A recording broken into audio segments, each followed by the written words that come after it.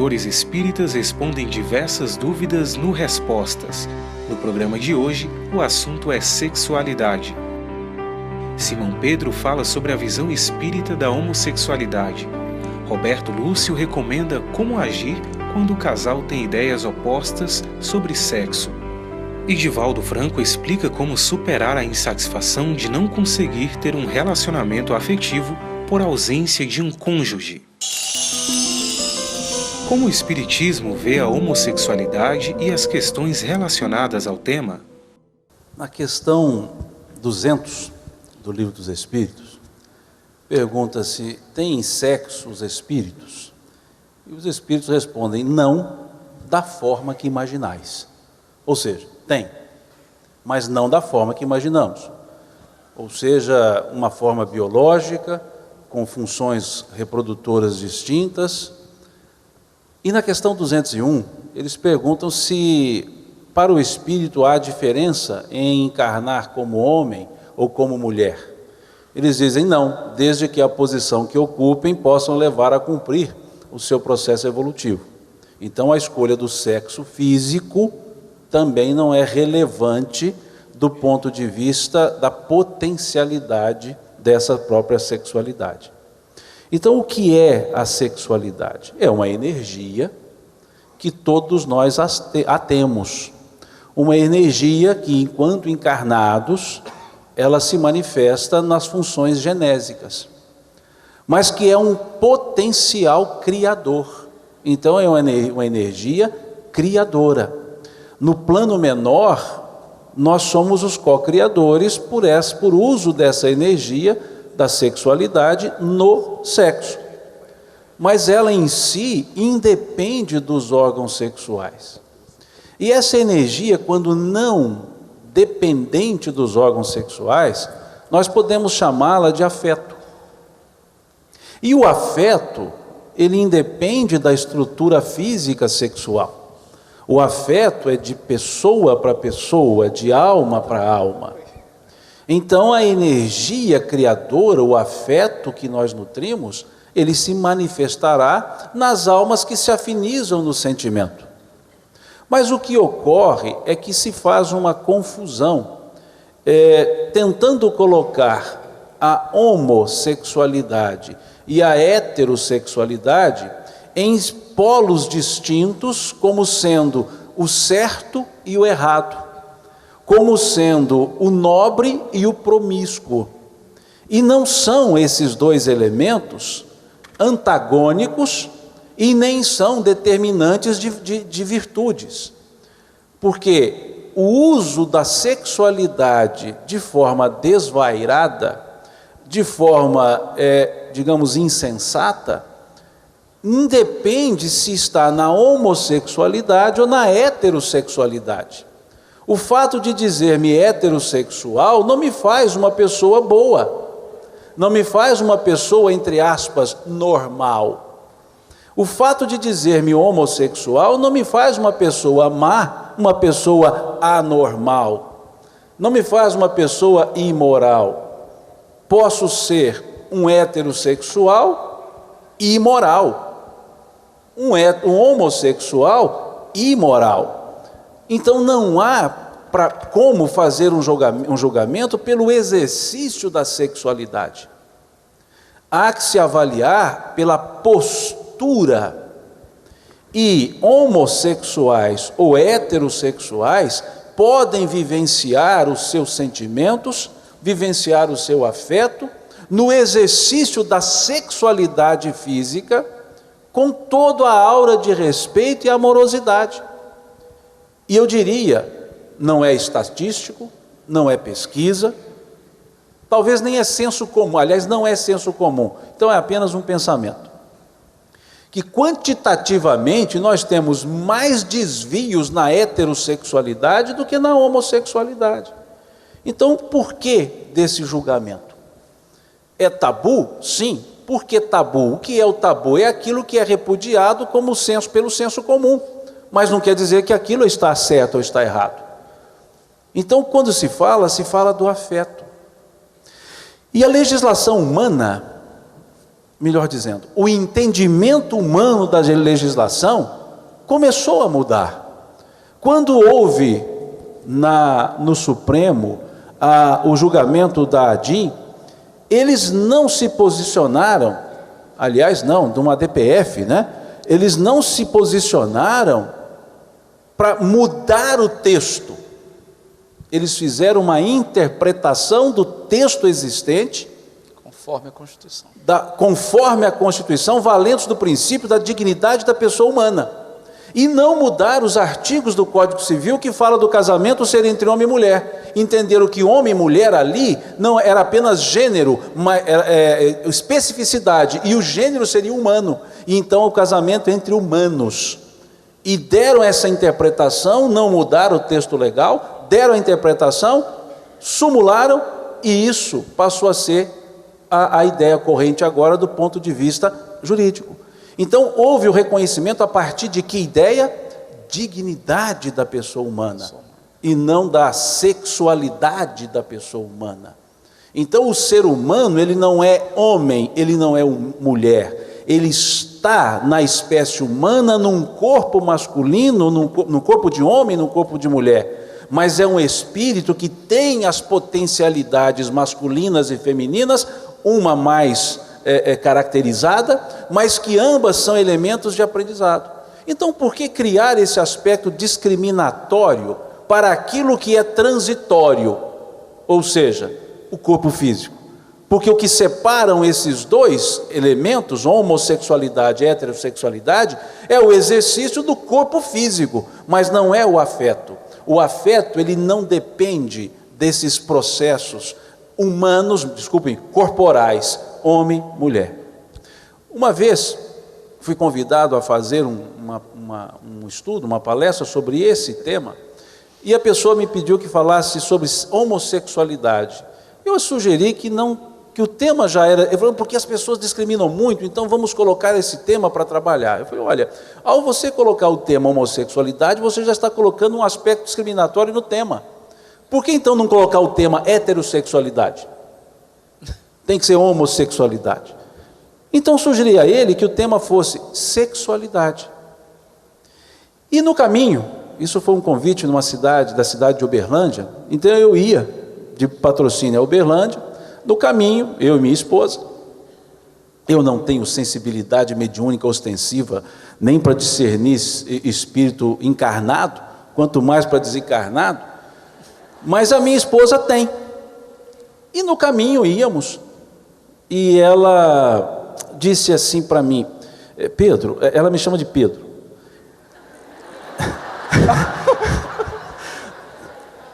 pelos erros do Pedro, mas veja, ela me chama de Pedro, ela diz, Pedro, tem aqui conosco agora 2 espíritos sentados aqui no banco de trás, e eles estão dizendo que na encarnação anterior, eles estavam em cursos nesse pensamento chamado homossexualidade e exerciam o afeto pela homossexualidade. E eles estão pedindo para te falar o seguinte, que esse assunto é um assunto que nós ainda não estamos em condições de entendê-lo na profundidade que ele merece. E que a abordagem que você pensa fazer, você deve fazê-la. Mas fique tranquilo, porque a compreensão não vai ser igual, unânime, porque é um tema que demanda um desprendimento muito grande para transcender do corpo e atingir ao espírito. E que esse tema, no futuro, não será mais um tema, será uma compreensão. Mas que trabalhe com a ideia da respeitabilidade na conduta humana, independentemente do corpo que é usado como vestimenta.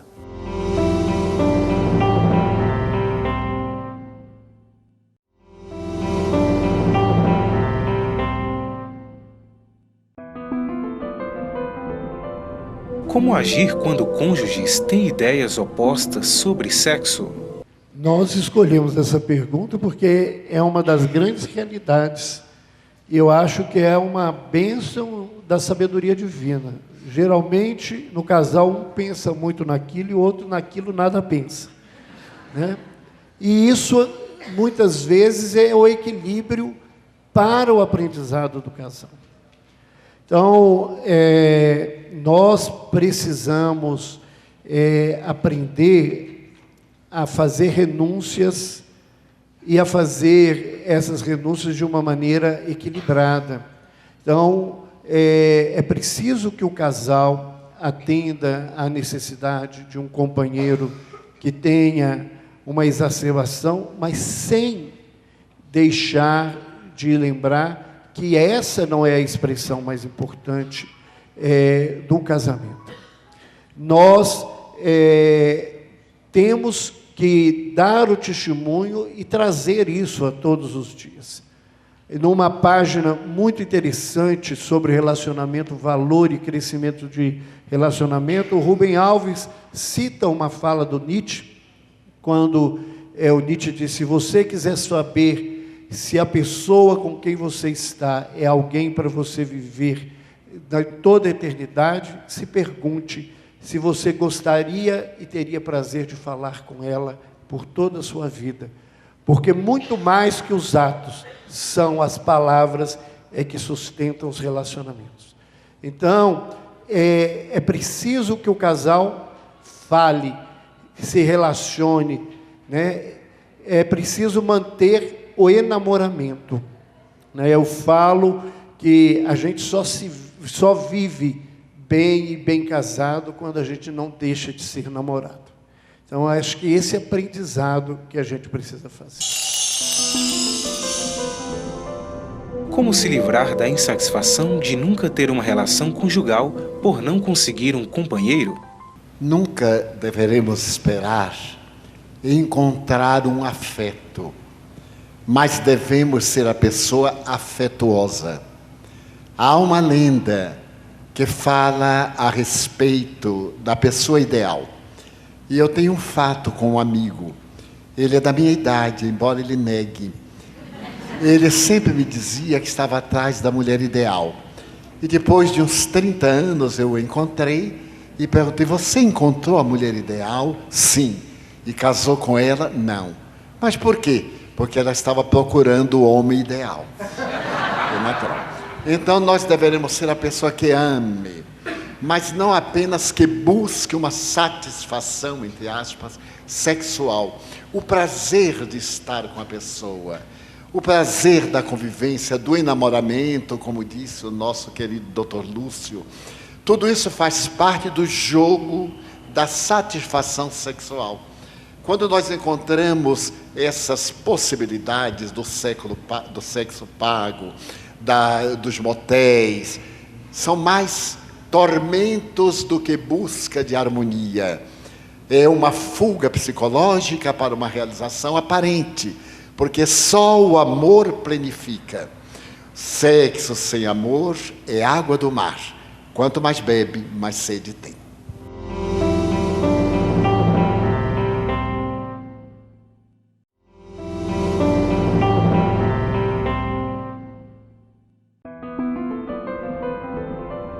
O que dizer a um casal que tem grande afinidade, mas não tem desejo e gostaria de retomar a vida sexual?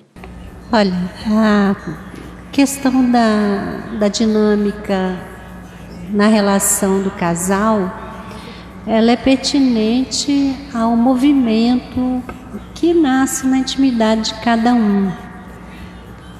Nós diríamos que a questão sexual, ela faz parte da vida. Existe no contexto religioso uma visão muito negativa da sexualidade e muitas vezes a aversão ao sexo tem o conteúdo resultado da educação repressora que o indivíduo recebeu.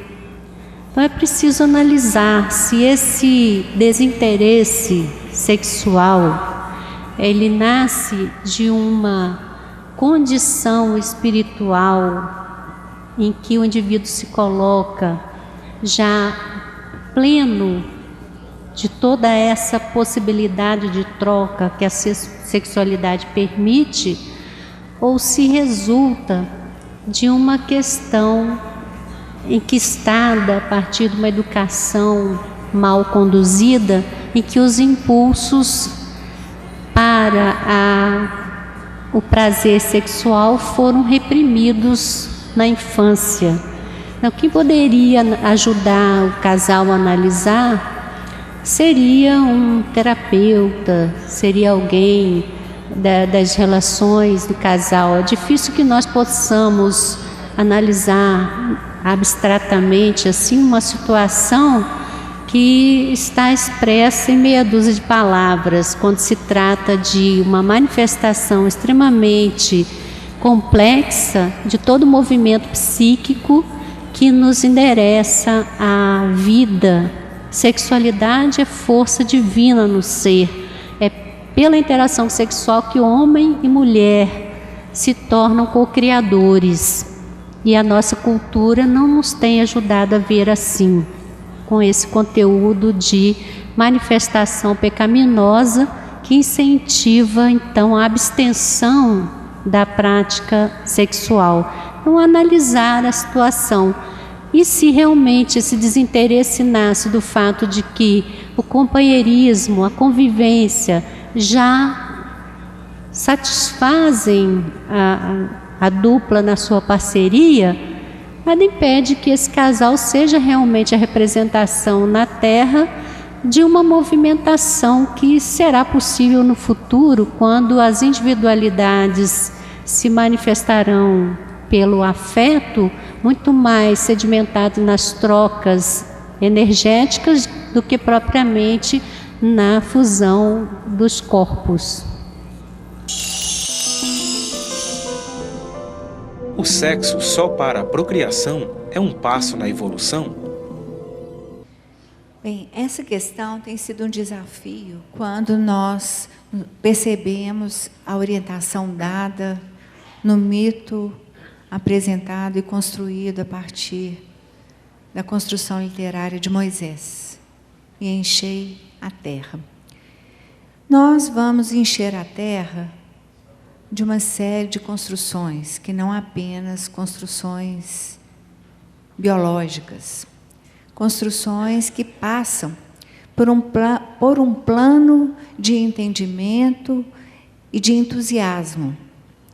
Nas trocas magnéticas, muitas vezes efetivadas mediante um relacionamento sexual, a alma é alimentada, a alma é sustentada. Então, nós percebemos que as construções, elas podem ser edificadas quando o homem encontra-se num estado de entendimento com aquele que está junto dele, de tal maneira que o resultado final certamente será mais positivo.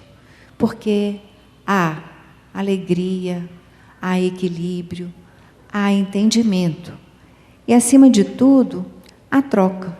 E nós percebemos que o nosso desafio na atualidade é estabelecer trocas, aprender um com o outro, aprender com a diferença, aprender com a semelhança, mas ter em vista sempre que as construções, elas passam por esse estado de auxílio mútuo. Quando nós elegemos o caminho das realizações solitárias, por vezes nós estamos nos comportando quando aquele que quer viver como um ramo desgarrado da videira, e os frutos acabam sendo distorcidos, porque nós só produziremos enquanto nós estivermos vinculados ao tronco e à raiz. E Paulo também foi muito claro. Alguns precisam se casar para não se abrasar. Então, a castidade é um estado que é de foro íntimo, dentro de uma condição evolutiva própria e que nós percebemos que ainda não constitui a realidade do planeta.